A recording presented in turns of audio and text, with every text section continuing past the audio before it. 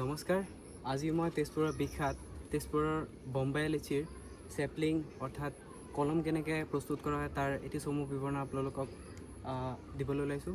তো এইটো তেজপুৰৰ বিখ্যাত বম্বাই লিচিৰ এটা গছ।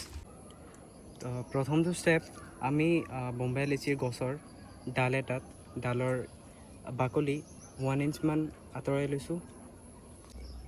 ইয়াৰ পাছত আমি ডালটো এসপ্তাহৰ কাৰণে এনেকৈয়ে ৰাখি দিম।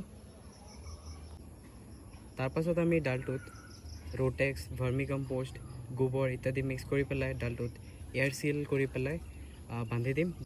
বান্ধি দিয়াৰ পাছত আমি ডালটো 25 ডেইজৰ কাৰণে এৰি দিম আৰু তাৰ পাছত ইয়াতে শিপা অহা ষ্টাৰ্ট হৈ যাব। আৰু শিপা অহাৰ পাছতো আমি ডালটো কেইদিনমানৰ কাৰণে ৰাখি থ'ব লাগে।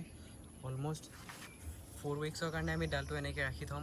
ডালটো কাটিঙৰ কাৰণে ৰেডি হৈ যাব আৰু তাক আমি পেকেজিং কৰিব পাৰিম। আৰু কাটিং আৰু তাৰ পাছৰ ষ্টেপছকেইটা আমি নেক্সট ভিডিঅ'ত শ্ব'কেছ কৰিম। তালৈকে আমাৰ ভিডিঅ'ছকেইটা চাই থাকিব। ধন্যবাদ।